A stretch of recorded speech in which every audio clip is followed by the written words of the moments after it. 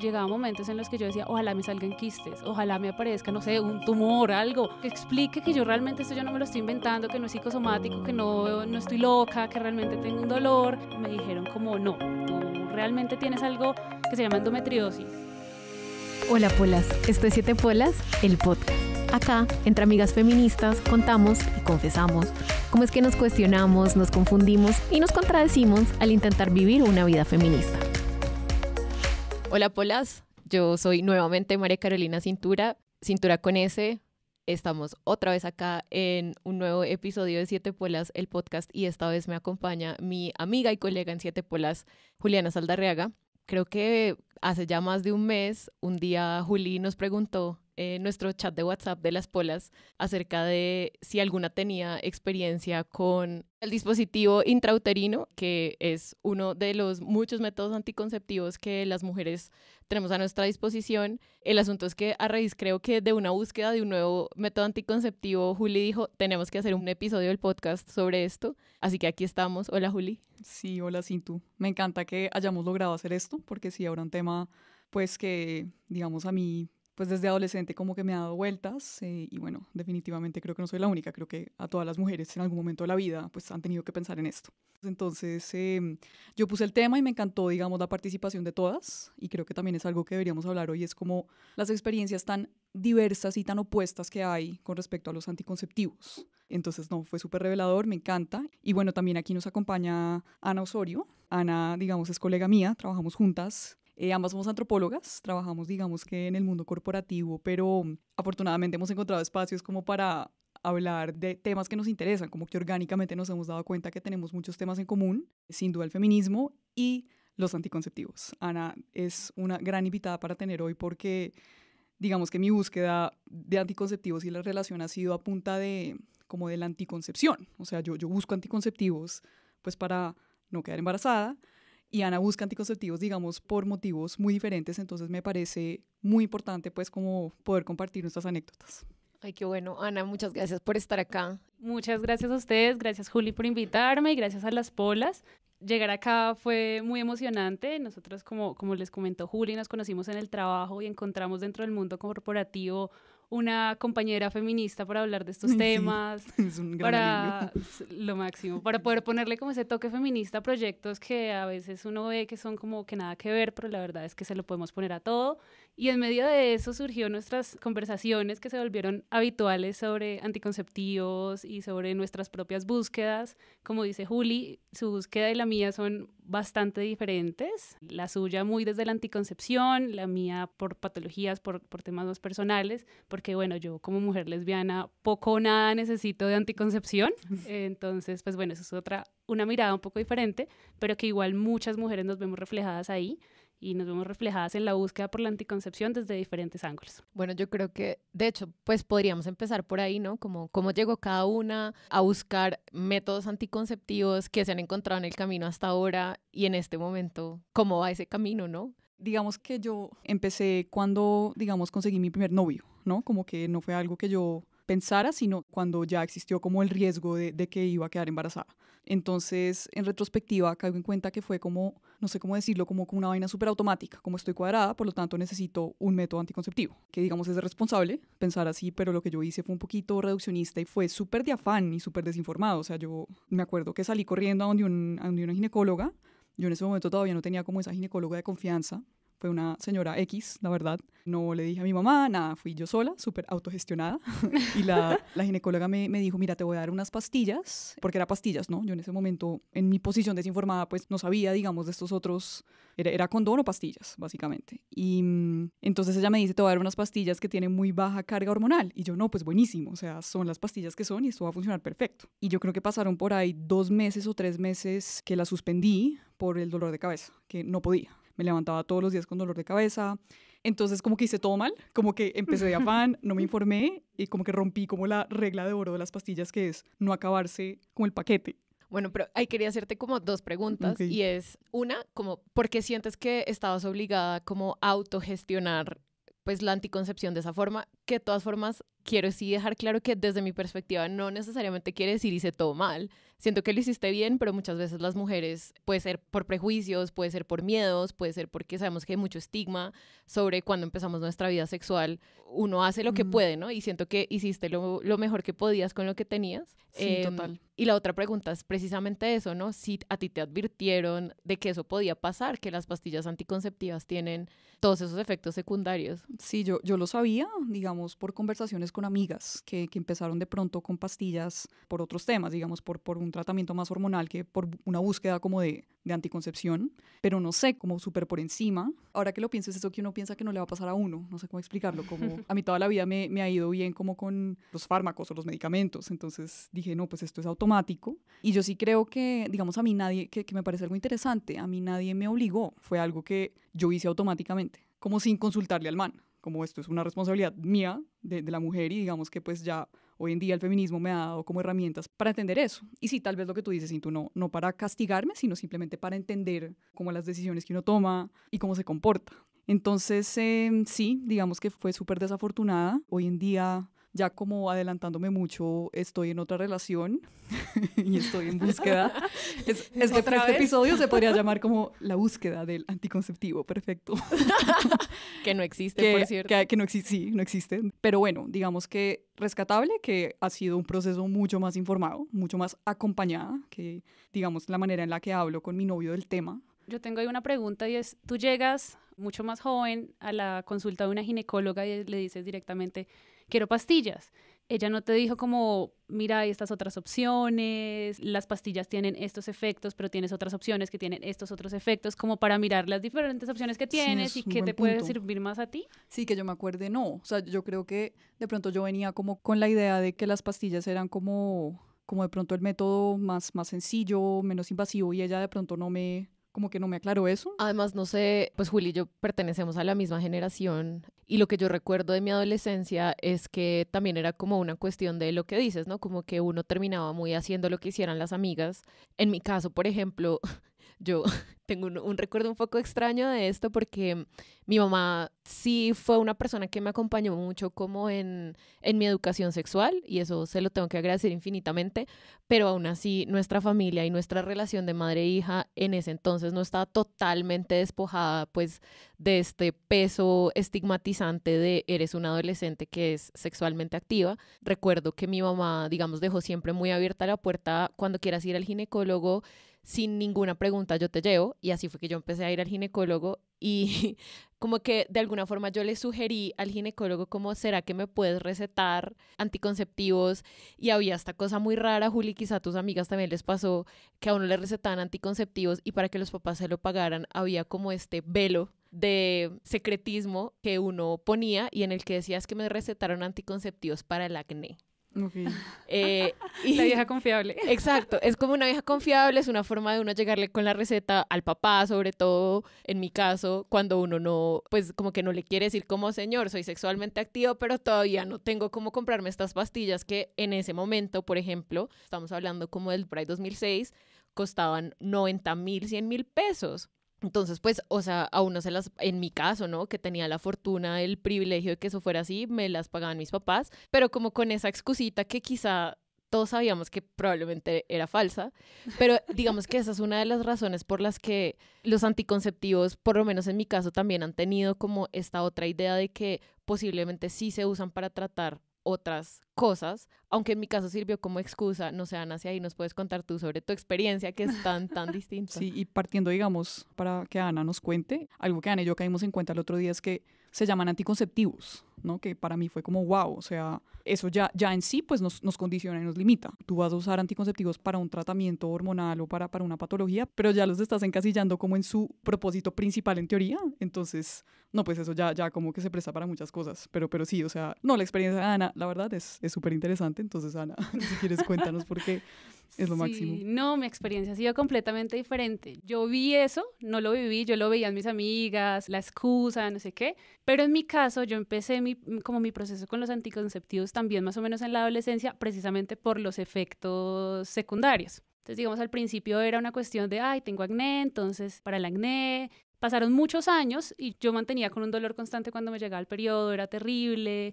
Y después de años, por lo menos unos 10 años, quizás más, de sufrir de dolores terribles, pero cuando les digo terribles es que yo he terminado en urgencias por cólicos, o sea, en urgencias, desmayada, o sea, ese nivel de dolor. Pero como, pues esto ya es otro tema, pero como está tan normalizado el dolor menstrual, entonces pues uno, pues no, nada, es normal sentir dolor, no pasa nada, entonces me tomó... Que además yo creo que el dolor menstrual o como los dolores en general de la experiencia de las mujeres son los únicos que se consideran normales, ¿no? Es como el cuerpo está mal, pero es normal, pues lo cual obviamente dicho sea de paso, no está para nada bien. Completamente de acuerdo, o sea, yo me acuerdo que en el colegio me pasaba y siempre me dijeron que era normal, o sea, entré al feminismo y todo, y a las discusiones feministas, y yo seguía pensando que era normal, hasta hace, no sé, 5 años, una ginecóloga me dijo, es que eso no es normal. Por cierto, antes de eso, o sea, antes de esta ginecóloga que te dijera, no es normal, no es parte de la naturaleza femenina experimentar un dolor intenso e incapacitante. Literal. Sí. Antes de eso, o sea, como, ¿qué tipo de atención médica tenías para ese dolor? Antes de eso, yo era básicamente adicta a los analgésicos, porque además a mí me empezaba el dolor antes del periodo, o sea, normalmente, no sé, dura 7 días, a mí me duraba por ahí 10. Y después también, o sea, era un dolor que era como una cuestión de que yo medio mes, 15 días al mes estaba con dolor. Entonces era adicta a los analgésicos. Llegó un punto en el que el analgésico que siempre tomaba, que era como, no sé, Calmidol o cualquier analgésico normal, ya no me funcionaban, entonces cada vez iba escalando, y yo seguía desesperada porque decía... O sea, yo tengo 16 años, 17 años, 18 años y yo tome analgésicos cuando yo tenga 30, ¿a mí qué me va a quitar el dolor? O sea, voy a ser una mujer de 30 adicta a la morfina porque no me quita el dolor. Entonces, pero no, me decían que era normal. Yo iba al ginecólogo, me hacían como ecografías y no, todo normal, no tienes quistes, entonces todo está normal, entonces aguántate. Ahí pasa algo y es que, digamos, nosotros en nuestro trabajo hemos visto como temas de salud y cuando hay incertidumbre, digamos, sobre el diagnóstico, como que tú no sabes qué tienes, es peor, ¿no? Que a veces los médicos le dicen a uno como todo está normal, estás perfecta, como para transmitir tranquilidad, pero uno sabe que no, uno sabe que pasa algo y no le dicen nada, entonces yo creo que alcanza a ser peor esa supuesta como transmisión de tranquilidad, ¿no? Es horrible, o sea, yo les cuento que llegaba momentos en los que yo decía, ojalá me salgan quistes, ojalá me aparezca, no sé, un tumor, algo, que explique que yo realmente esto yo no me lo estoy inventando, que no es psicosomático, que no estoy loca, que realmente tengo un dolor, que no soy adicta a los analgésicos porque sí. Fue un camino un poco tortuoso, la verdad. Después de, bueno, que di con esta ginecóloga, me dijeron como, no, tú realmente tienes algo que se llama endometriosis. Entonces, una vez que ya tenía un diagnóstico, que ya por sí fue un gran alivio en mi vida, llegué al siguiente paso y ahí es donde empieza mi historia ya con los anticonceptivos. Pero ¿nos puedes explicar así muy brevemente qué es la endometriosis? La endometriosis, según yo la entiendo, que no soy una experta, cabe aclarar,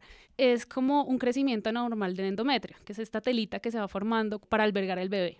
Entonces es lo que se desprende cuando uno tiene el periodo y eso que uno sangra es el pedacitos de endometrio que se están desprendiendo. Entonces lo que pasa es que el endometrio no crece donde debe crecer, sino que empieza como a crecer un poquito como pedacitos por todo lado y eso genera mucha inflamación, genera mucho dolor y con el periodo pues se desprenden de donde estén.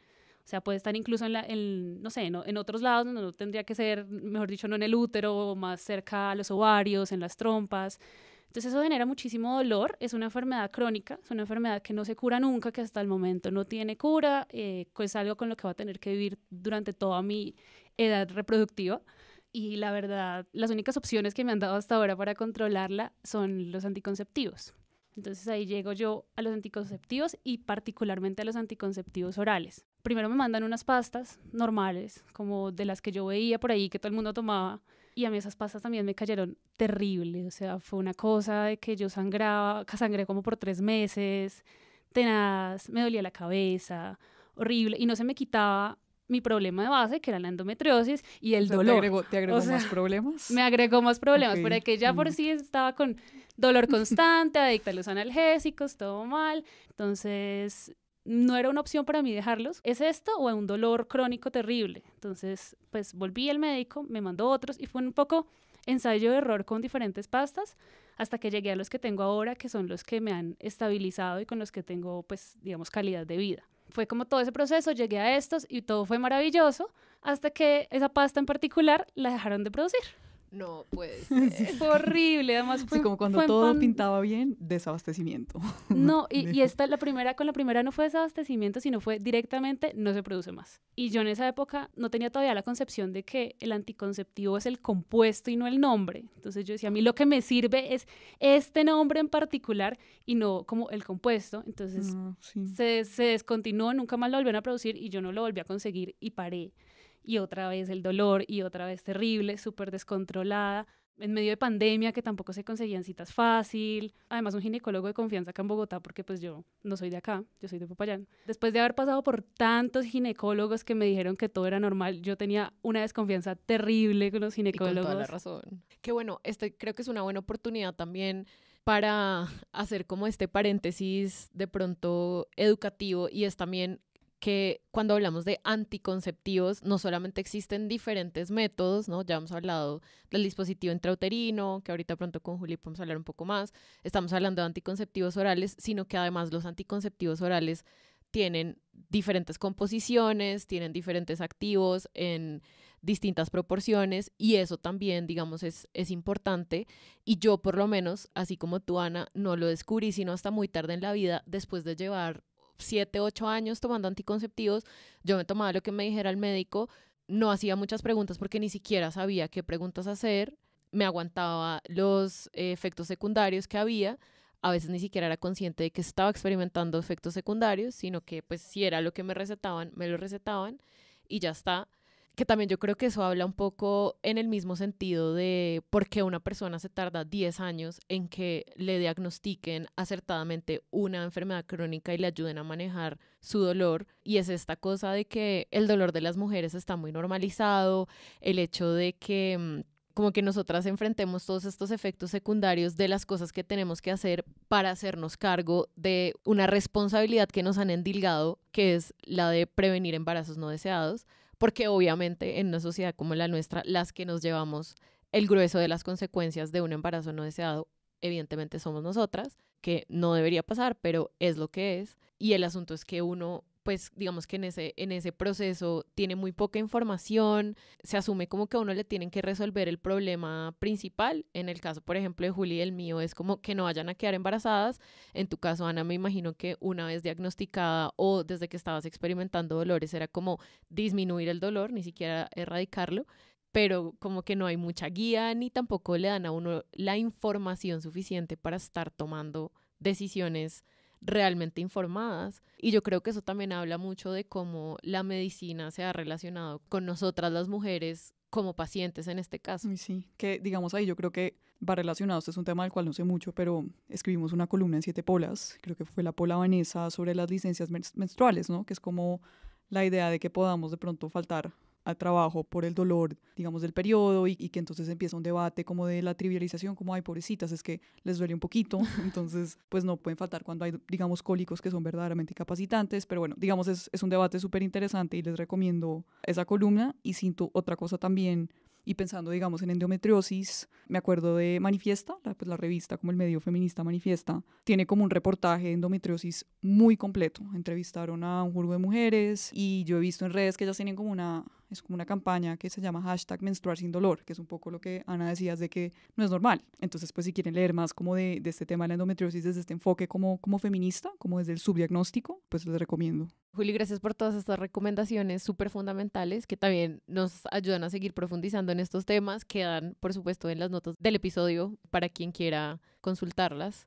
Ahí siento algo que también quería decir de, digamos, esta enorme oferta que hay, por así decirlo, como de opciones. Es algo que me ha parecido curioso como de esta segunda, digamos, búsqueda mía, por así decirlo, porque yo les hablé de la primera que fue como totalmente desinformada y solitaria, y esta de pronto ha sido retadora en el sentido de que ahora hay como un abanico como de opciones.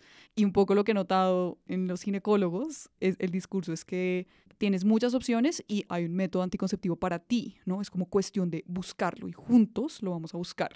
Es un poco como, es como un discurso muy optimista. Y digamos que me ha pasado, yo estoy ahora como en la mitad entre este discurso, estoy informada, voy a leer, encontré un ginecólogo que me, digamos, me da la información mucho más de frente y estoy en una posición para preguntarle cosas y no solo decir, listo, pastillas, pero por otro lado también uno sale a preguntar y lo que dice en el grupo de Polas, como que no sé si por antropóloga, a mí me encanta preguntar a la gente como, hey, entonces he recibido como experiencias diametralmente opuestas y eso también ha sido difícil para mí, como yo salgo de la consulta con el ginecólogo, listo, va a ser un dispositivo intrauterino y después hablo solo en las polas que somos 7 viejas, ya como que la información es abrumadora. Entonces, no sé, eso ha sido como que la posición en la que estoy en este momento, como de mediar estos discursos, como recibir insumos de todas partes.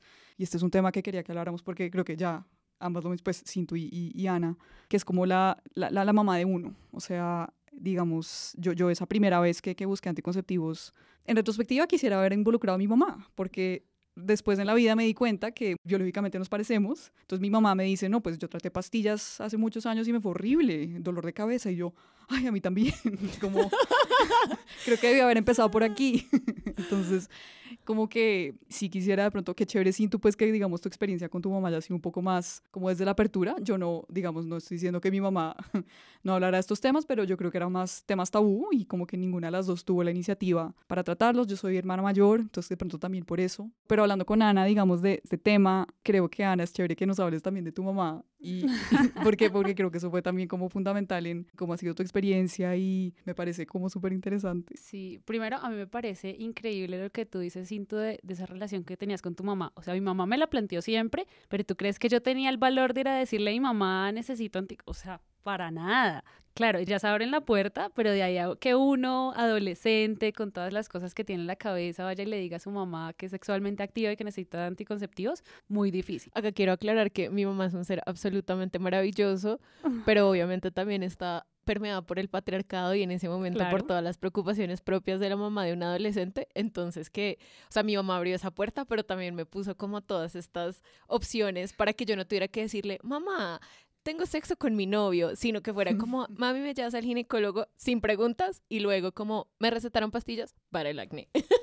Sí, como a poquitos. Que quiero decir de paso que a veces las mujeres encontramos como esas formas de también relacionarnos con nuestro entorno, con el mundo, y si a que nos están escuchando niñas y adolescentes, sepan que esas cosas no es que estén mal. O sea, uno, No. de nuevo, como que quiero insistir en que uno hace lo mejor que puede con lo que tiene en ese momento. Entonces, si su experiencia es que tienen que ir a buscar anticonceptivos por su cuenta, háganlo. Hay muchas formas de encontrarlos. Si su experiencia es que su mamá o una hermana mayor, alguien cercano, les medio abre una puerta, intenten cruzarla con Tómenlo.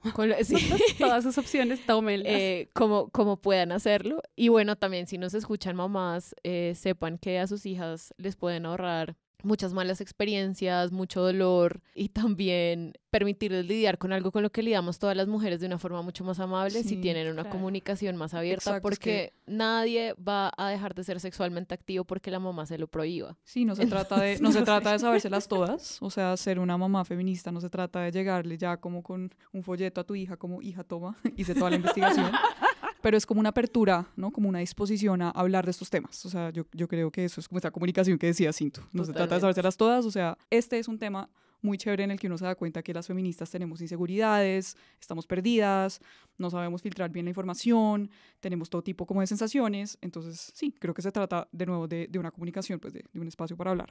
No, totalmente. Y es más, tocas un punto que a mí me parece muy interesante, y siempre esa carga que nos ponemos de ser perfectas. De por sí, como mujeres, tenemos que ser perfectas. Ser la mamá perfecta, ser la esposa perfecta, ser la hermana perfecta, ahora ser la trabajadora perfecta, ser la jefe perfecta. Y ahora cuando entramos al feminismo también, entonces se ve la feminista perfecta que sigue todos los discursos y que es súper consecuente, y eso a veces es insostenible. Lo que hizo tu mamá, por ejemplo, me parece maravilloso, que es como, yo le voy a abrir la puerta a mi hija, pero yo sé que a mí también me va a costar como madre, entonces le doy ahí como sus opciones para que podamos hablar del tema sin que ella se sienta mal, pero yo tampoco. ¿Cómo fue el asunto con tu mamá? A ver, yo soy como una feminista de nacimiento. Feminista por cuna. Mi mamá era una mujer así revolucionaria de los años 70 que luchó por el feminismo y por los derechos de las mujeres. Entonces, claro, a mí el feminismo me llegó desde que nací. Pero pues ella era pues una feminista de su época, entonces una feminista con los discursos feministas de los 70, entonces digamos que mi primer acercamiento a conocer de los anticonceptivos fue un poco desde la historia, porque es que además es historiadora. Entonces, claro, ella me contaba, era como todo este discurso feminista de cómo la píldora fue tan importante para el desarrollo del feminismo, para la liberación femenina, de cómo marcó un hito el poder ser más autónoma sobre cuándo te vas a reproducir, de cuántos hijos vas a tener, en qué momento, todo desde un punto de vista un poco idealizado, porque pues fue la época y todos sabemos que fue absolutamente importante, vital. Entonces, claro, ella me contaba esas historias, entonces me contaba las historias del feminismo y de cómo surgió y de por qué la píldora fue tan importante y de todas las revoluciones de las mujeres. Entonces yo decía, no, buenísimo. O sea, como la píldora como herramienta, como toolkit feminista, como literal, la píldora. que además me parece un buen lugar acá también para hacer la acotación que esa historia que también dio tanta libertad a las mujeres, que le dio un empujón tan fuerte a la liberación femenina y al movimiento feminista, esa historia de la píldora tampoco es que esté despojada de todos estos temas de los que hemos estado hablando, ¿no? Como que la experimentación inicial que se hizo para desarrollar la píldora, por ejemplo, tenía muchos de estos problemas de efectos secundarios y primero los médicos investigadores que estaban ahí involucrados un poco desestimaron esos efectos secundarios y segundo, por lo que sé, cuando la Federación de Drogas y no sé qué en Estados Unidos les dijo como ey, cuidado con esto porque ustedes están creando efectos secundarios que quizá no son soportables para sus sujetos de experimentación, que eran mujeres. Ellos muy colonialistamente y racistamente también dicen, listo, tranquilos, nos vamos para Puerto Rico y seguimos acá desarrollando. Exacto. Siguieron experimentando en mujeres puertorriqueñas, pero además, una vez ya aprobaron la píldora, se llevaron sus pildoritas. Entonces, a las mujeres puertorriqueñas no es que les dieran tampoco al final como el fruto de esa investigación de la que ellos fueron objeto. Entonces, también es como de estas ambivalencias que como feministas nos tenemos que permitir, también es eso, ¿no? Como que hay una historia y hay unos símbolos y la píldora anticonceptiva es uno de esos símbolos, pero como que ya está comprobado que la idealización y la romantización tampoco es el camino, porque estaríamos, por ejemplo, pues como borrando esta parte de la historia. Y yo creo que es importante como para recalcar en lo que dijiste, no solamente es recordar los inicios del feminismo y todos estos discursos, entenderlos en su complejidad histórica, entenderlos desde sus diferentes aristas, pero también como no desmeritarlos y agradecerles, porque a veces siento que hay discursos muy de botar a la basura lo que hay atrás o de dejarlo, no sé qué. Y hay que también ser muy conscientes que todos estos feminismos contemporáneos, que todos estos nuevos discursos en los que estamos inmersas han sido posibles por esos feminismos de los años 70, por esos viejos feministas que nos abrieron el camino para el espacio en el que estamos ahora. Entonces, como reconocerles, agradecerles, pero también entenderlos de una manera crítica y con sus diferentes complejidades.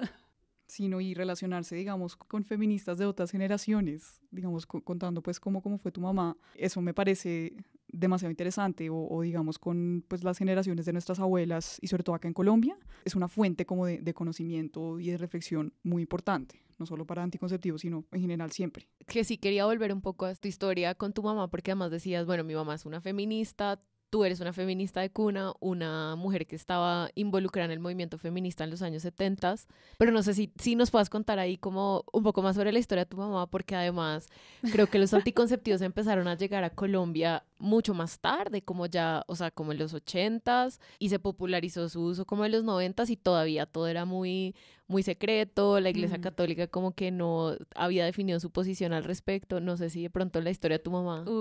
Bueno, la verdad es que la historia particular de mi mamá con los anticonceptivos no la sé mucho porque ese es un tema que me pasa un poco como con tu mamá. La puerta siempre estuvo abierta, pero yo no la quise cruzar. Entonces yo la cruzaba a través de la historia. Entonces era como, mami, cuéntame de historia, cuéntame de cómo fue esa época de la vida, de cómo era luchar por la igualdad de las mujeres en tu época universitaria. Entonces, desde sus experiencias con los anticonceptivos, de hecho, hace muy poco, cuando estábamos pensando en el DIU y de si era bueno o malo, porque eso también es un dilema en el que estoy ahorita en este momento, a ver si cambio las pastillas por el DIU, hablé con ella por primera vez como en un montón de años y me dijo como sí, yo alguna vez probé la T-Core y eso fue tenaz, no sé qué, pero no sé en qué momento como que ella empezó como su propio proceso con los anticonceptivos. Ella me lo cuenta desde la historia, desde lo importante que fueron, me cuenta como sus luchas. Ella pues llegó acá, ella tampoco es de acá de Bogotá, ella es de un pueblo del norte del Tolima súper retrógrado, pero o sea, tenaz. Su historia es interesante porque ella salió del colegio y ella dijo quiero estudiar. y mi abuelo, que era un hombre rancio paisa de la época, cafetero además, le dijo como, no, pero ¿para qué estudiar si puede tener un esposo? Y mi mamá, no, que quiero estudiar. Entonces él le dijo, bueno, está bien. Se puede ir a Manizales, que es como la ciudad que queda más cerca, a estudiar arte del hogar o gerencia del hogar, una vaina así, que yo le dije, ¿cómo así que eso es una carrera? O sea, ¿qué aprende uno ahí? Entonces, pues nada, ella le dijo como, no, yo no quiero estudiar eso, quiero estudiar ciencias sociales.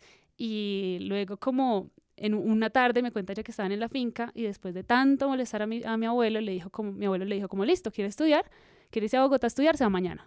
Y era como, bueno, ¿a dónde? Me cuenta que ya había visto una vez que le mandaron una carta al hermano, unos primos que tenía acá en Bogotá, como que por encima del hombro de mi hermano vio la dirección y ella se la grabó y fue como, sí, listo, yo me voy a donde mis primos.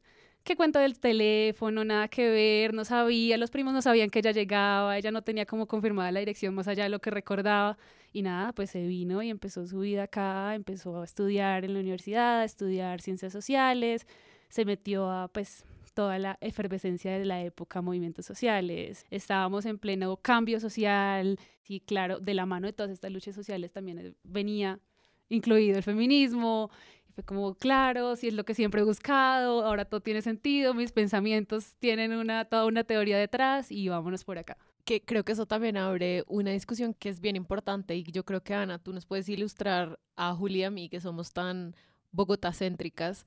Y es, claro, nosotras hablamos de esta experiencia de la llegada a la anticoncepción, la consulta médica, el voz a voz de las amigas, etcétera. Pero, digamos, tú dices, bueno, mi mamá venía de una región ultra conservadora y no sé, tú, digamos, creciendo fuera de la capital, como si esa experiencia es distinta y de qué forma.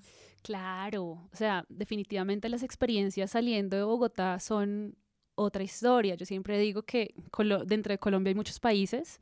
Totalmente. Bogotá y digamos el centro es uno de ellos y de donde yo vengo, que es el Cauca, eso es como si fuera literalmente otro mundo. Las experiencias cambian mucho porque uno no tiene tantos, o sea, la típica, problemas de acceso. Digamos que si uno vive en la capital, en Popayán, uno puede acceder a ginecólogos, obviamente no hay tantos como acá, no tienen las mismas, como el mismo background teórico que los de acá, son todos los que me dijeron que estaba muy bien que tuviera dolor, a veces uno no encuentra posiciones diferentes y eso genera un problema grande. En mi caso pues fue no encontrar como que realmente tenía un problema, que tenía una enfermedad, pero también cuando uno se sale un poquito, no se tiene que salir mucho, se sale 1 hora de una capital, ya la cosa se vuelve mucho más complicada, porque entonces en un pueblo, y los pueblos del Cauca, tú no encuentras fácilmente un ginecólogo para ir a preguntarle de anticoncepción, tienes que ir a Popayán. Entonces imagínate, si para ti, digamos, fue complicado llegar, Juli, a los anticonceptivos, estando en Bogotá, pero fuiste a donde un ginecólogo, tenías la posibilidad, tenías la capacidad de pagarte un ginecólogo, de ir. Ahora si yo estoy por allá en un pueblo, en el Cauca, y quiero anticonceptivos, ¿cómo llego al ginecólogo? Tengo que viajar, necesito dinero, o sea, ya la logística para lograr acceder a eso es mucho más compleja. Entonces eso le agrega un plus de dificultad enorme a la llegada de los anticonceptivos. Yo creo que en esas, digamos, regiones hay como, no sé, un discurso un poquito paternalista, porque algo, digamos, que pues no es ningún secreto es que en Colombia pues hay una tasa de embarazo adolescente muy alta, que yo creo que eso también le alimenta, digamos, a mí pues como feminista, como que me agrega un sentido de urgencia, como que a todos nos han inculcado que es que el embarazo adolescente, que pilas. Entonces, cuando digamos, lo que hemos visto desde digamos, como el sistema de salud, ¿no? La política pública, los ginecólogos, los médicos, es que es bueno, ¿cómo vamos a ir a darles anticonceptivos a todas esas chinas de por allá, de estos pueblos, como para un poquito solucionar el tema del embarazo adolescente? Pero sí he notado en los discursos, en los medios, que es cero como esta conversación bidireccional que debería ser la medicina, como el paciente empoderado, y entonces que ya no se usan escritorios en la consulta, sino que se sientan como lado a lado para que no sea como tan... ¿En serio? Tantas, sí, eso no lo he visto todavía. Hay como tendencias, o sea, son como tendencias que hay en la medicina para que no haya como una relación de poder tan marcada. pero pues estamos muy lejos de eso y sobre todo en esas regiones que tú dices, Ana, como que en serio el problema es muy como desde un poquito desde lo masivo, que es como cómo vamos a prevenir el embarazo adolescente, entonces pastillas para todas o entonces dispositivo para todas para que no tengan que ir a buscar pastillas cada mes. Son, digamos, situaciones o regiones donde se presta como que para que pasen cosas un poco, pues digamos, difíciles, que de pronto tienen una buena intención, pero pues como siempre acá las feministas poniendo el pero. Porque si no lo hacemos Entonces, nosotras, entonces no ¿quién lo va a hace hacer, nadie, no? claro. Nos damos cuenta Nuestra 20 años labor. después o 50 Exacto. años después, entonces sí es, pero es algo que es interesante y es que es eso, tener en cuenta el contexto nacional, que acá el embarazo adolescente es, y ahorita en pandemia, entonces no, estamos ahora viviendo como las consecuencias de lo que pasó en pandemia. Y es muy tenaz eso porque en temas de anticonceptivos puede que te vaya muy bien, como puede que requiera seguimiento. Y si tú llegas así de una jornada y les doy las mismas pastillas a todo el mundo, hay unas que tienen unas cargas hormonales supremamente grandes para niñas adolescentes, que no es como los más indicado, pero ¿quién les dice eso? Y si entonces te va súper mal, pero entonces ¿cuál es tu opción? Entonces, si el único anticonceptivo que encuentras, que es el mismo que usa tu amiga, que resulta que es un anticonceptivo con unas cargas hormonales tremendas, tú te lo empiezas a tomar adolescente y te da unos efectos adversos terribles. ¿Cuál es tu opción? Si no puedes acceder a otros mejor, a un seguimiento adecuado. Entonces es muy complejo y lo que dice Juli, ver esta problemática desde lo complicado que es este país también, por las dificultades que tiene, requiere como ver mucho las cosas con lupa. Sí es cierto que todas estas campañas son buenísimas y le han ayudado a un montón de personas, un montón de niñas en lugares más apartados a acceder a medicamentos, a educación. Siempre como que el matiz se pierde mucho cuando se empieza a difundir masivamente. Sí, total. Y digamos algo que, digamos, pensando, porque les he dado duro a los ginecólogos hoy, es como para reivindicarlos. Todo es sistémico, todo es estructural, entonces no es que la solución sea anticonceptivos para todas, sino el paso atrás, que eso también es clave en todo en la vida, ¿no? Entonces es la educación sexual, ¿no? Entonces no se trata de que entonces todas van a tomar hormonas, sino hay otras aproximaciones, que es lo que, digamos, decimos las feministas del aborto. Para no abortar, entonces, bueno, seamos consecuentes y trabajemos en la educación sexual en los colegios, por ejemplo, que eso es un tema que, pues digamos, yo afortunadamente tuve una experiencia relativamente particular en Colombia, donde mi educación sexual fue bastante gringa, yo me gradué en un colegio bastante gringo, entonces típica escena de película de poner condones en pepinos y clase. Yo pensé que eso solo pasaba en las películas. Sí. Y como profesoras teníamos una clase que era, pues se llamaba Salud, y una profesora que nos mostraba fotos de enfermedades de transmisión sexual. No te creo. Sí, entonces digamos que eso fue algo que yo agradezco de mi educación, pero sé que no es la realidad. Incluso en 7 Polas hace mucho tiempo hicimos una encuesta bobísima por Instagram, todavía no teníamos tantos seguidores, y las experiencias que nos contaban las personas de educación sexual, no, uno sale, o sea, era reír, llorar, como No, temas de que llegaban personas disfrazadas de feto con una guitarra. Ay, no, como, no. Sí, o sea. Yo no tengo tan buena memoria como Juli. Lo que sí tengo es como Es una maldición. Lo que sí tengo es como unos temas muy anclados en mi cabeza y creo que esta cuestión de hablar de la educación sexual y de cómo en Colombia incluso una educación sexual a través del miedo es ya mejor que lo que la mayoría de las personas ha experimentado, me lleva a pensar también en esta idea del placer y pues de que la educación sexual o incluso la anticoncepción muy raramente considera el placer y el deseo, y eso es una cosa que a mí me tiene un poco como peleada con el establecimiento médico, precisamente porque una de las cosas, ya que estamos hablando de anticoncepción, de las que me vine a dar cuenta muy tarde, es que yo tomé anticonceptivos durante 10 años, digamos, durante el florecimiento de mi vida sexual, y el día que yo decidí dejar los anticonceptivos orales, tomé anticonceptivos orales durante 10 años, decidí dejar de tomar anticonceptivos orales porque encontré la opción del dispositivo intrauterino. El dispositivo intrauterino tiene unas cargas hormonales mucho menores y yo me di cuenta que mi relación con el deseo sexual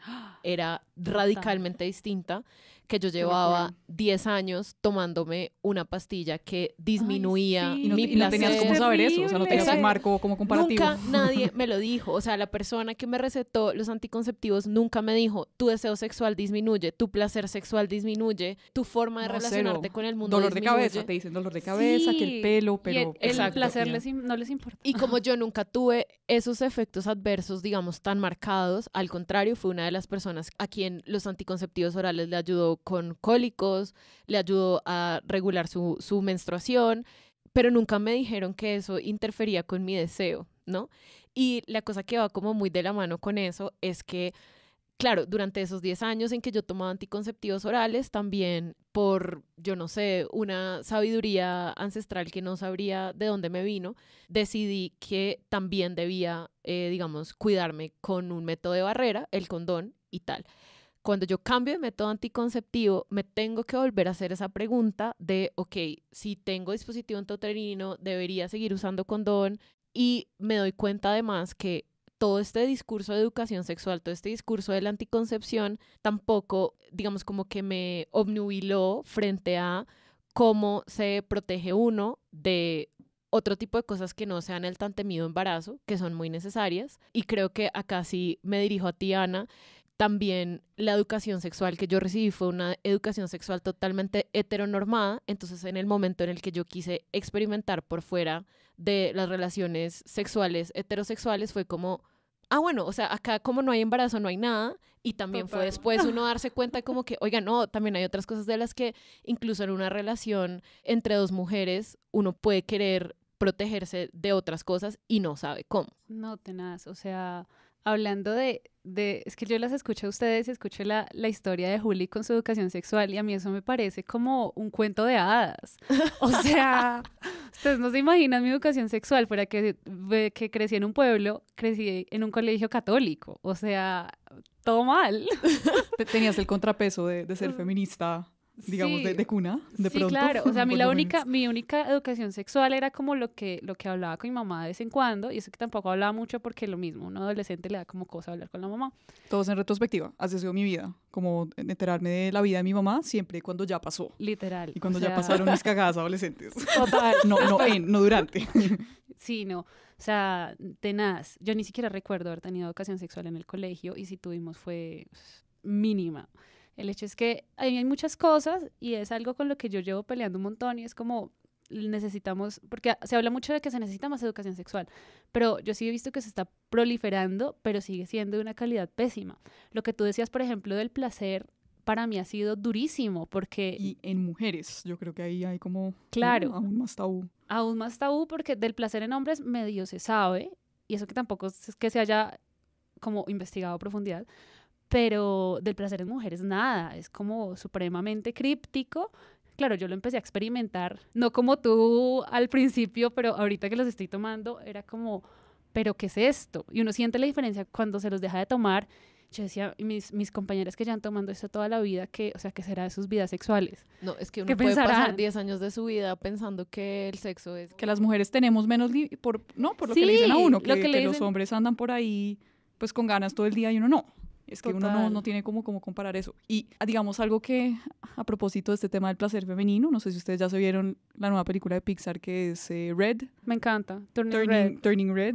A mí esta película pues es muy buena en general en sí, pero tiene algo muy poderoso. O sea, la película muestra lo que es sentir deseo cuando uno es una niña de 13 años. No sé cómo explicarlo, como que es una manera muy no como así hipersexualizada de sentir deseo, Total. sino es una niña adolescente que tiene una traga, entonces dibuja la versión sirena del man en el cuaderno y es como un deseo muy, muy fuerte, pero lo logran hacer de una manera como para una película de Pixar y creo que nunca antes he visto como una representación tan buena de lo que es ser como una criatura como con deseo, Total. siendo una niña de 13 años, o sea, súper, súper poderoso, súper recomendada la película. Y que no sea desde el fetiche, porque yo he visto unas cosas terribles así de las niñas fetichizadas, horrible. Que es esto, ¿no? Como que entonces las mujeres, si no estamos en un extremo de la fetichización absoluta, entonces estamos en el otro extremo de su deseo no importa y lo importante, digamos, hablando de anticonceptivos, es que, por ejemplo, no quedes embarazada, entonces ningún médico te va a decir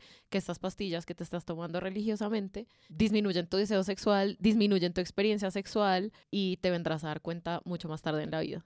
Sí, algún día cuando las dejes. Es tenaz. Y volviendo a tu pregunta, para mí todos los referentes también eran súper heteronormativos Y para mí explorar el deseo con otras mujeres era primero súper raro, porque yo era como, no tengo ningún referente, yo no, en esa época, ahorita pues hay más películas, hay series que están intentando como visibilizar un poco estas otras maneras, como estos otros tipos de relaciones, pero en esa época, y es que no es hace mucho tiempo, o sea, te estoy hablando 2009, 2010, todo era súper heteronormativo y todo era la princesa con el príncipe y yo no sabía muy bien qué hacer y nosotros empezábamos, las lesbianas de mi época empezábamos el juego de también jugar dentro de lo heteronormativo porque era lo que conocíamos. Entonces el cliché de la lesbiana que es como súper tomboy, muy masculina, la otra como súper femenina, porque pues es lo que uno va conociendo y empieza así a explorar hasta que va encontrando como diferentes formas de ser y de habitar el deseo desde otras formas. Entonces, pues es como, ha sido un camino de descubrimiento y yo siempre me siento como súper agradecida con la vida y con todo, que mi camino de descubrimiento fue con otras mujeres que todas estábamos como paradas en el mismo lado, del mismo desconocimiento, pero era como vamos a aprender juntas de esto, a ver qué hay, qué nos pueden ofrecer nuestros cuerpos. Y eso sí, digamos que en ese sentido no caíamos como en ese fetiche de, ay, no tengo que fingir los orgasmos y tengo que no sé qué. No, era como, vamos a explorar. Era como un poco infantil, un poco, pero era muy bonito. Claramente nunca tuvimos un referente, claramente todo, creo que la mayoría de mi generación nos tocó explorar ensayo y error, pero fue chévere, la verdad. Me parece que fue una experiencia bonita. Que más esta es otra de las ambivalencias que quizá me siento un poco reticente a compartir, pero es como que por supuesto que yo quiero que todo el mundo tenga educación sexual, por supuesto que yo quiero que disminuyan las tasas de embarazo adolescente, pero por supuesto que no quiero que una cosa sea igual a la otra, o sea, como que la educación sexual siga siendo esta cosa de prevenir que las niñas queden embarazadas. Y entonces me pregunto además, ¿qué daño también a uno le puede hacer esa educación sexual que está totalmente atravesada por simplemente un discurso de la anticoncepción y de la prevención de enfermedades? Porque ahora que tú decías como entre mujeres hay una experimentación y como se parte del deseo genuino y no de la performatividad, pensaba también en esta imagen del banano con el condón. Y es que no se me puede ocurrir nada más distinto a pues un banano inanimado en todo, ¿no? Como en movimiento, en tamaño, en forma, a lo que es un pene. Y entonces pienso como también de qué formas a uno esa educación sexual, ese discurso súper medicalizado. Sí, lo que es mejor eso, es mejor nada, como que es difícil. Que yo creo que es algo que nos pasa mucho, que queremos que todo sea muy radical, pero es como a veces como baby steps. De acuerdo. Que yo creo que, pues ya que llegamos al tema, sí estaría chévere de pronto que habláramos tanto desde la experiencia personal como de pronto ustedes que en su trabajo han tenido la oportunidad de hacer estas investigaciones sobre anticoncepción, y es en qué estamos o cómo estamos pensando sobre el rol de los hombres frente a la anticoncepción. Sí, eso es todo un tema. Digamos, a mí se me ocurre así por encima, pues que el mínimo es que, pues si tú eres una mujer, digamos, heterosexual, pues que hables de estas cosas con tu pareja. Yo creo que ese es un quick win, típico como lenguaje corporativo de consultora, pero la verdad sí, o sea, yo creo que ese es un primer paso que tenemos que dar, o sea, es mi decisión, pero pues mira, estoy averiguando, me siento así, me he sentido así por este método, o prefiero este, o sea, creo que es un tema que tiene que estar totalmente, digamos, sobre la mesa. Entonces, hombres, si nos escuchan, sí tiene que haber disposición, y digamos que pues yo he tenido, digamos, experiencias positivas en ese sentido, la verdad. Entonces sí creo que eso es lo primero, y ya pues hablando de pronto como de un tema un poquito más, no sé si macro, un poquito más coyuntural, está como el asunto o la promesa en vano, la leyenda del anticonceptivo sí, masculino.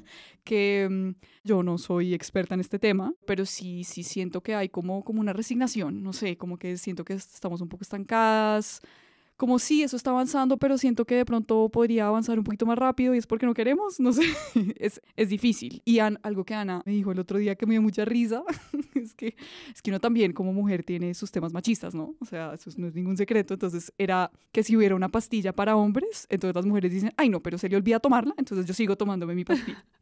Que eso parte de conversaciones con amigas que me dicen eso, y es como, listo, la tan esperada leyenda de que algún día llegará esa supuesta pastilla, que quién sabe cuándo será, y se ponían a pensar, listo, yo me desentiendo un poco de esto porque hay una pastilla para el hombre, pero luego dicen, las consecuencias que puede traer no tomarse la pastilla, la consecuencia del embarazo, y es algo que Cintia, tú decías al principio del podcast, y es las consecuencias de un embarazo casi siempre las carga la mujer.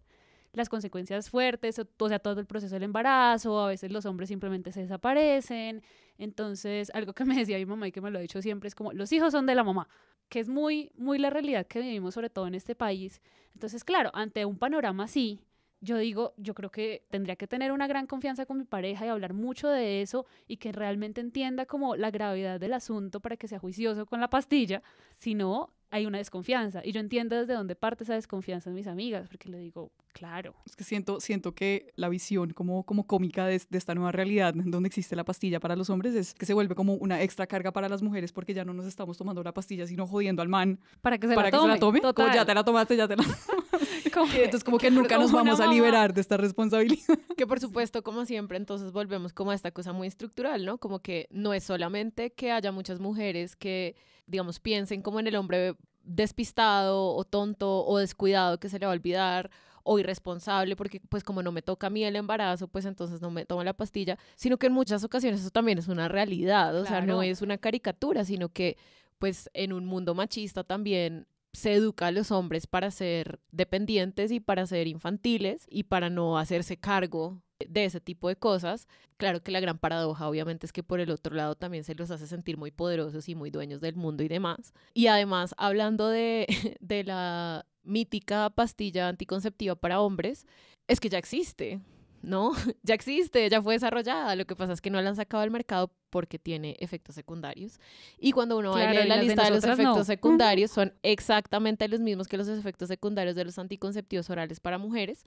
Entonces, bueno, pues nuevamente volvemos como a esta idea de también una doble moral ahí, o una idea de que pues las mujeres debemos y podemos y que como que está en nuestra naturaleza enfrentar esos sufrimientos. Que bueno, pues no sé cuándo vayamos a superar este paradigma, frente a lo cual también me queda, digamos, o como no quiero dejar hasta acá esta pregunta sobre el rol del hombre en la anticoncepción cuando tiene parejas o pues cuando está en relaciones heterosexuales, y es pues la vasectomía, ¿no? Claro. Yo creo que nosotros también, pues felizmente para mí, me imagino que infelizmente para otra gente que ve otras consecuencias en eso, nosotros pertenecemos a una generación donde más gente se pregunta sobre la maternidad y la paternidad y si es un rol que quiere asumir, pero a mí me choca muchísimo que yo conozco tantos hombres que dicen, no, yo no quiero tener hijos, y es como, bueno, pues hasta la vasectomía. Y no quieren. Y es como, no quiero. Es terrible. Y es como, ¿por si qué? los insultaras prácticamente. Exacto. Y porque además también, estúpidamente, hay una como confluencia en la mente masculina entre potencia sexual y capacidad reproductiva. Así que para cualquiera que no lo sepa, la vasectomía siempre es una opción y además no afecta en absoluto ni su deseo sexual ni pues su capacidad para tener una erección y una experiencia sexual placentera. Así que si le hacía falta esa información para tomar la decisión y hacerle la vida más sencilla a su pareja o sus parejas, también es una opción. Sí, porque ahí volvemos a lo de siempre, de que la responsabilidad recae en las mujeres.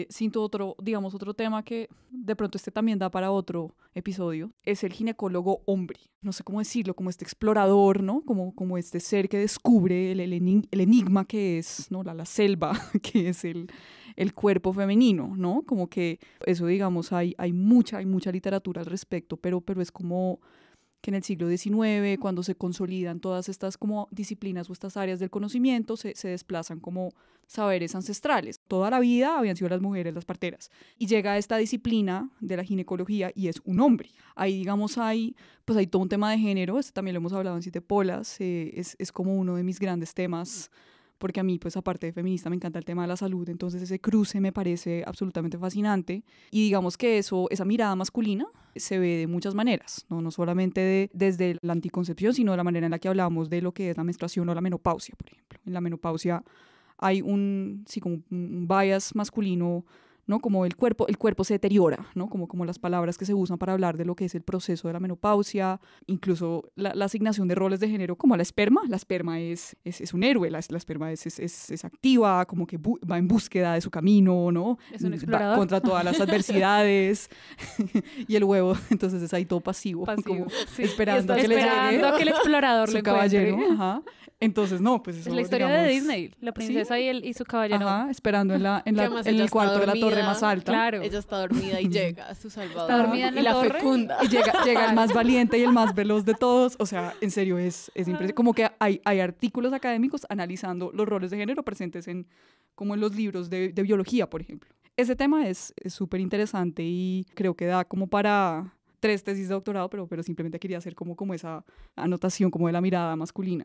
Bueno, que quizá acá lo que eso me inspira a pensar, o mi pensamiento inmediatamente se fue para allá, es, digamos que el otro lado de la anticoncepción es la reproducción y quizá como la reproducción asistida. Y ya que creo que felizmente podemos dar esta conversación desde un punto de vista que no es exclusivamente heteronormado, quiero decir que así como las mujeres, digamos, hemos estado históricamente encargadas de prevenir el embarazo, para envidia de muchos y de malas, también las mujeres y las mujeres lesbianas llevan mucho, mucho tiempo, las que así lo eligen, reproduciéndose ellas, sí, efectivamente con esperma de hombres, pero además muchas de ellas con esperma de hombres gays también, para que les duela a los que les duela, y saben mucho sobre reproducción asistida. Y a mí una cosa que me impactó mucho recientemente es haber descubierto eso, ¿no? Que desde los años 50, 60, 70, las mujeres lesbianas sabían perfectamente cómo lograr una fecundación,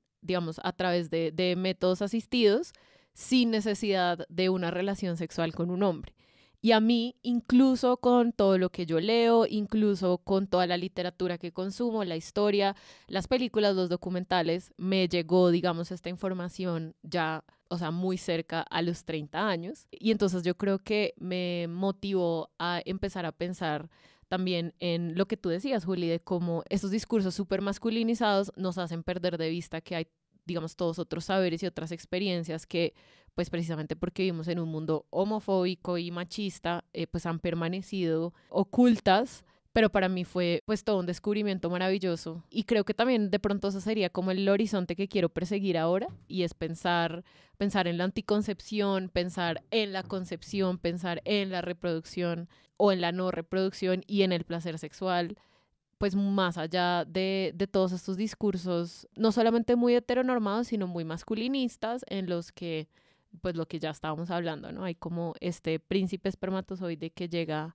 al óvulo princesa dormido. Claro, es que es tenaz, o sea, esta mirada tan masculina ha permeado todo y por eso es tan importante que las mujeres tomen roles de poder, que tomen roles importantes en todas las diferentes esferas del mundo y de la vida, en la política, en la academia, en la biología, en todo, porque así no lo quieran, así digan que no, el hecho de tener como que todos los médicos sean hombres, que todos los que están investigando sean hombres, empieza a generar este tipo de sesgos y por eso llegamos a discursos como el espermatozoide princesa dormida o a tener como, no sé, un desarrollo tecnológico enfocado solamente en que la mujer tiene que hacerse cargo, que es lo que pasa, digamos, con los anticonceptivos, en que no haya un anticonceptivo masculino desde hace ya un montón de tiempo, que debería haberlo, pero sigue siendo como el mito ahí. Entonces, sí es muy importante como realmente lograr esa paridad en todos los aspectos para poder tener diferentes visiones del mundo y de poner sobre la mesa diferentes discursos para lograr cambiar un poco esos discursos que nos traemos históricamente tan masculinos, tan heteronormativos, para lograr realmente darle cabida a todas las diversidades que hay en el mundo. Hablando también como de problematizar y matizar discursos y hablando, digamos, de discursos masculinistas, también me interesa que de pronto toquemos el tema de un poco hacia dónde se han volcado algunos discursos feministas que a mí personalmente, lo confieso, me han hecho sentir incómoda y me han hecho sentir insuficiente porque, digamos, la otra cosa que suelo encontrar es cuando uno empieza a tener estos reparos frente a los anticonceptivos hormonales y se empieza a dar cuenta de cuáles son sus efectos secundarios que van desde cosas médicas hasta cosas que tienen que ver con el deseo y la experiencia sexual, se encuentra uno también, digamos, con discursos que buscando ser empoderadores de la experiencia femenina, también empiezan a romantizar un montón de cosas y es como el poder de la sangre menstrual, o incluso me he encontrado cosas que son muy críticas de las mujeres que decidimos gestionar nuestra fertilidad pues a través de hormonas, porque es como estás disminuyendo tu poder femenino, pues sí, algo que tenaz. digamos no debería ser un secreto, pero también hace digamos parte de esa falta de información es que todos los anticonceptivos hormonales interrumpen completamente el ciclo menstrual. Entonces, incluso los anticonceptivos orales, así a ti, digamos que te venga la menstruación o sangres, esa sangre no es realmente, digamos, estrictamente menstruación, porque lo que explicabas tú, Ana, hace un rato, y es que el anticonceptivo lo que hace es no permitir, pues, el engrosamiento del endometrio y por lo tanto, pues, esa sangre que viene es simplemente está ahí para que, está ahí por diseño, ¿no? Estos señores que diseñaron los anticonceptivos orales dijeron, ay, dejemos 7 días en que la mujer sangre para que no parezca tan extraño, pero ese sangrado no es necesario y no es nada. Y entonces, bueno, primero cuando yo descubrí esto y segundo cuando empecé a investigar un poco más sobre el uso de hormonas para la anticoncepción, me encontré también con este discurso a veces feminista, a veces solamente feminista en apariencia, que dice como estás restándole a tu poder femenino cuando te hormonas. Y por ejemplo, en tu caso, Ana, que lo necesitas pues, para gestionar una Yo tuve una enfermedad experiencia crónica. con así, hace unos años, hace un par de años, terminé por cosas de la vida metida como con un grupo de mujeres que eran un poco así por el estilo. Y pues yo ya estaba tomando mis anticonceptivos y yo no sangro nunca, o sea, a mí nunca me viene el periodo. Y lo sentí y fue súper fuerte y ahí fue la primera vez que me choqué porque, claro, yo he escuchado esos discursos, pero una cosa es como leerlos, escucharlos, otra cosa es cuando te chocas de frente con esos discursos. Porque yo decía, listo, estamos hablando discursos desde la naturaleza y desde el amor y desde el respeto, pues yo espero que la forma en la que tú me tratas sea con amor y respeto, aceptando mis decisiones. Entonces yo terminé en un grupo de mujeres como que estaban sembrando la luna y no sé qué, y bueno, todo bien, o sea, pues bueno, hagan lo que quieran, cada quien puede hacer un poco lo que quiera. Pero yo me acuerdo que en medio de la conversación yo como que les conté, hice no sé, un comentario de que yo no tenía menstruación. Y yo recibí como un montón de rechazo, o sea, fue súper fuerte porque yo dije como, estamos en un ambiente de feministas, de todas mujeres, que nos entendemos, que entendemos nuestras luchas, que nos hablamos desde el respeto, ¿por qué me está rechazando así? Porque yo no tengo menstruación. Entonces también era como identificarse como mujer a partir de ese hecho biológico de menstruar, que para mí era completamente ajeno, o sea, yo no me identifico como mujer a través de ese hecho de menstruar, o sea, no lo rechazo, yo sé que hace parte de mí, pero en mi caso, por mis condiciones médicas, es algo que yo no hago, no tengo, no quiero tampoco volver y no voy a dejar de tomarme mis pastillas solamente por encajar en un estereotipo de buena feminista que ama su cuerpo de mujer porque menstrua. Sí, amas tu cuerpo porque hiciste todo lo necesario para estar bien claro. y para no sentir más dolor. Lo que yo creo es, ante todo, informarse y aprovechar, digamos, que existen tantas fuentes. O sea,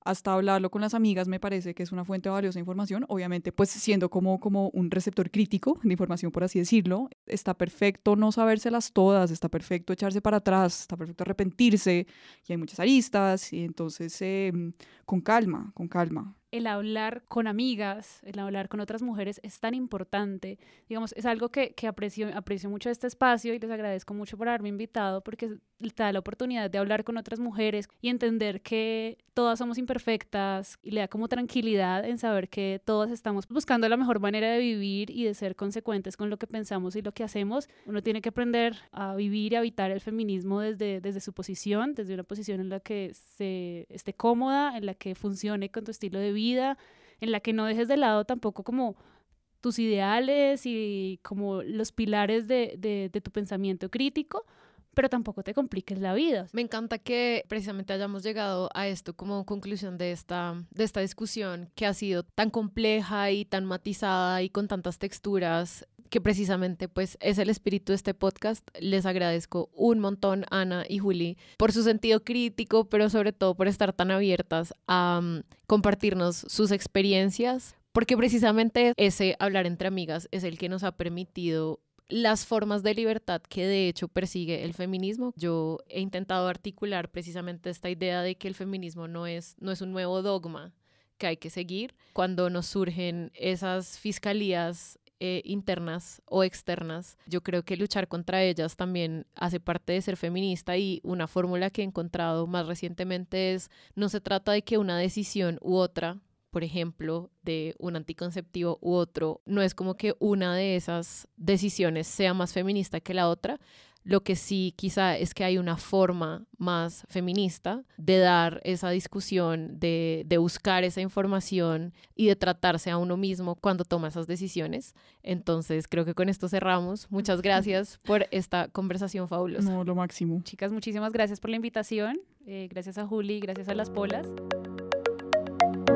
Bueno, Polas, hasta acá este episodio. Gracias por acompañarnos aquí, donde una pola es toda persona en proceso de feminismo, donde quiera que ese proceso esté. Este episodio fue producido por mí, María Carolina Cintura, Cintura con S. La grabación es de Sara Trejos, la edición y el montaje de Paula Villán. 7 Polas el podcast es una producción de 7 Polas con el apoyo de Sillón Studio. No olviden ver todo nuestro contenido siguiéndonos en @7polas en todas las redes sociales. Ayúdenos a compartir este episodio en sus redes y con todas las polas que tengan en sus vidas. Así podremos llegar a más personas. Y no olviden dar una calificación o me gusta en su plataforma de podcast favorita. Así también nos ayudan a crecer. A nuestras amigas y colegas de Sillón Studios pueden seguirlas en @Sillón Studios. Esta temporada se produce gracias al Public Humanities Fellowship del Interdisciplinary Humanities Center de la Universidad de California en Santa Bárbara. Nos escuchamos con más historias de vidas feministas en un próximo episodio.